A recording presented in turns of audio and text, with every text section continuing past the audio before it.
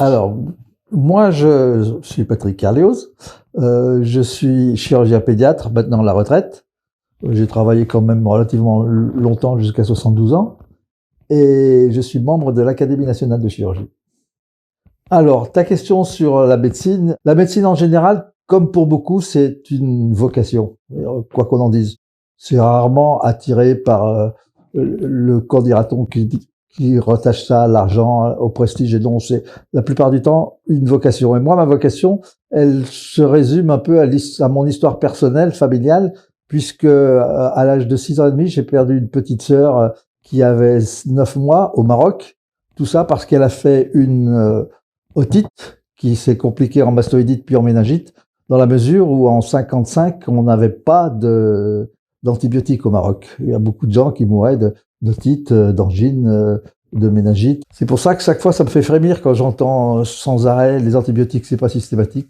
Ça me gêne un peu. Après, on fait les études de médecine, c'est relativement long. On passe de service en service, et là, ça c'est mon attirance vers la pédiatrie en général, c'est affiné sans aucune discussion, et petit à petit, le fait du caractère manuel, de la proximité du malade, du caractère factuel et précis de la chirurgie, et ben je me suis orienté vers la chirurgie pédiatrique. Déjà, le bébé, il parle pas. Il faut concevoir la chirurgie pédiatrique comme un tout. J'ai surtout voulu faire de la chirurgie pédiatrique pour sortir la chirurgie pédiatrique comme elle était à l'époque, quand j'ai commencé dans les années 73-75. On trouvait un enfant de 4 à 5 ans qui était à côté d'un vieillard qui était opéré de la prostate. Donc ça pouvait pas. Et les services de chirurgie pédiatrique vrais étaient très rares, à part dans les CHU. Et c'est pour ça que après ma formation hospitalière, j'ai voulu créer le centre de chirurgie pédiatrique. Ça n'existait pas en 84-85. Il n'y avait pas de chirurgie pédiatrique en privé.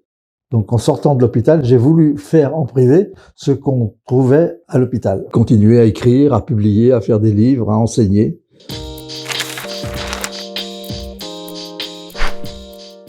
Le problème de la chirurgie, c'est qu'il y a beaucoup de moments qui sont pas gratifiants et qui sont durs à assumer. Des complications, parce qu'un chirurgien, dans sa carrière, il a toujours des complications.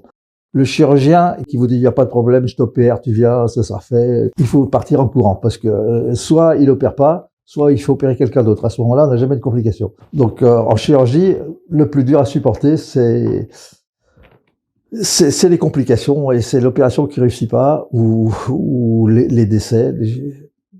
Et en chirurgie pédiatrique, ce qui est plus difficile, c'est qu'il y a un intermédiaire en chirurgie pédiatrique, vous passez par les parents. Quand il y a un petit bébé ou qui parle pas, ou un enfant qui comprend pas, il faut expliquer aux parents. Et il faut un certain langage pour les parents et un certain langage pour les enfants. C'était pratiquement le quotidien. Quand vous opérez un petit qui manifestement a mal, vous le voyez pour le pansement, vous le voyez pour faire un plâtre, il a mal, mais il arrive quand même avec un dessin. Ou bon, maintenant j'ai la grande barbe, mais avant j'avais une grande moustache, d'où mon surnom Docteur Moustache. Il y a qu'à taper sur Google et voir Docteur Moustache. Mais à l'époque, le plus grand plaisir quotidien, c'était le petit qui arrivait tout petit avec un dessin, une feuille A4, et sur lequel il y avait une toute petite tête et puis une grosse moustache, et puis il disait « Tiens, Docteur Moustache, c'est pour toi ». Alors ça, c'est magnifique. Une fois, j'ai opéré, on m'amène un tout petit nourrisson de 3-4 mois, et qui avait une hernie de l'ovaire. C'est une indication à l'époque qu'on concevait comme relativement très très urgente, donc parce qu'autrement le bébé perd son ovaire. Donc il faut l'opérer, donc je l'opère, et la maman était jeune. Bon, elle me dit d'accord, ok, bon, on arrête la consultation, on prévoit l'opération, on fait l'opération. Le bébé, le lendemain matin, il ressort, commençait à faire ce qu'on appelle la chirurgie ambulatoire, et le bébé sort, je vois la maman, et toujours la maman, toujours avec un énorme sourire, mais et très très zen. Alors je me permets quand même une question en lui disant, écoutez, madame, je vois que vous m'avez beaucoup fait confiance, et puis vous avez toujours le sourire, vous écoutez bien, vous n'avez pas l'air angoissé alors que j'ai opéré un tout petit bébé. Elle me dit non, parce que je savais où je venais. Alors quand vous dites ça à un chirurgien, les chevilles gonflent, et puis c'est un des plus beaux compliments. Mais j'ai dit non, mais attendez, quand même, c'est pas une explication. Elle dit si, mais vous m'avez opéré quand j'avais 3 ans. Ah, j'ai dit, ah oui, ça me fait plaisir. Elle en avait 24, 25. Et j'ai dit, comment vous vous appelez? Parce que c'est pas le même nom, sûrement. Alors elle me donne son nom, j'appelle la secrétaire qui va chercher son dossier. Et dans son dossier, il y avait effectivement la même opération, mais à l'âge de 3 ans, et il y avait un dessin qu'elle m'avait fait à l'âge de 3 ans.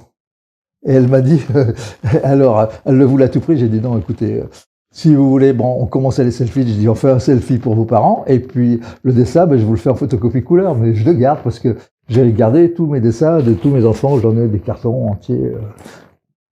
Il y en avait plein mon bureau.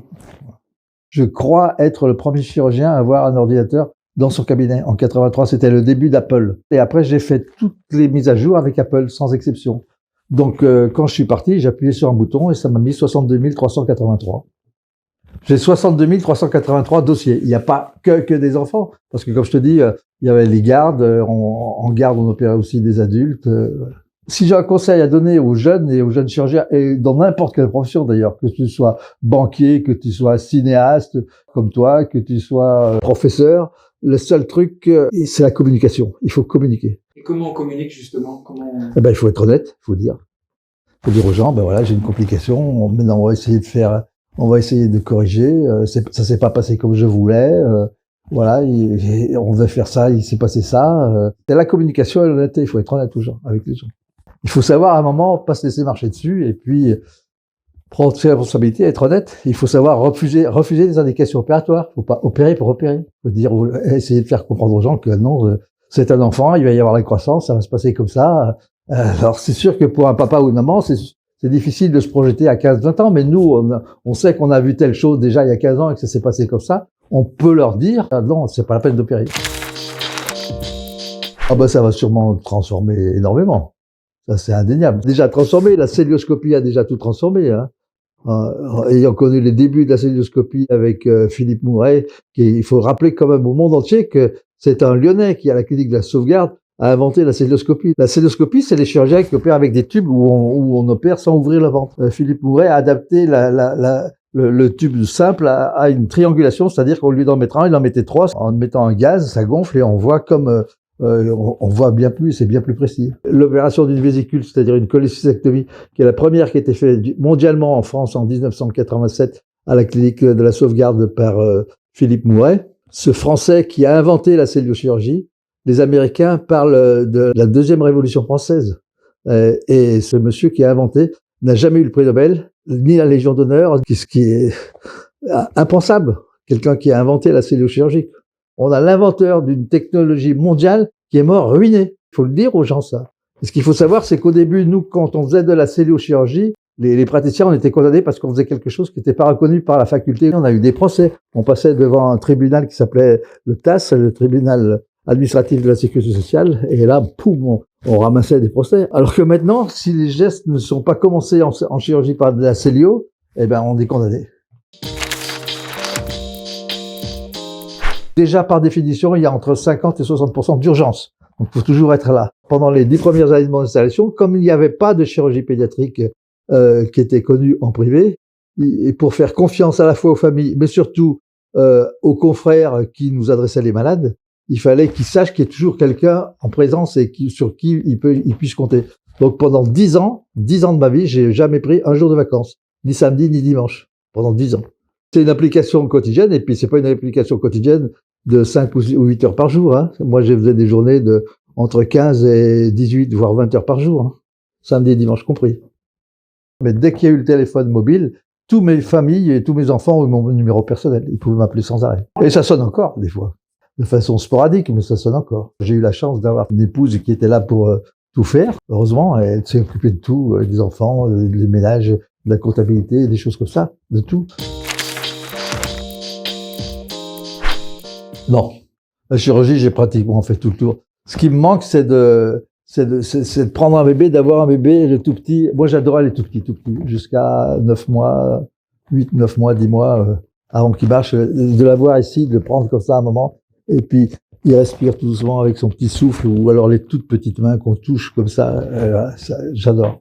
C'est ça qui me manque. J'ai eu des enfants, des petits-enfants, et j'ai encore mon dernier petit-fils, il vient d'avoir 1 an, donc j'ai pu en profiter encore. C'est un peu le privilège de l'âge, hein, mais on peut donner un message, faites ce que vous avez envie de faire. Voilà. Vous ne serez jamais perdant si vous avez envie de le faire bien et de le faire honnêtement. Bien faire et laisser dire. C'est ma devise. Bien entendu, il faut regarder toutes les vidéos de Baptiste. Hein, il n'y a pas de problème, il faut toutes les regarder. Il fait vraiment un travail excellent. Et c'est un garçon dans lequel j'ai beaucoup de confiance et qu'il faut absolument suivre. Salut, ciao!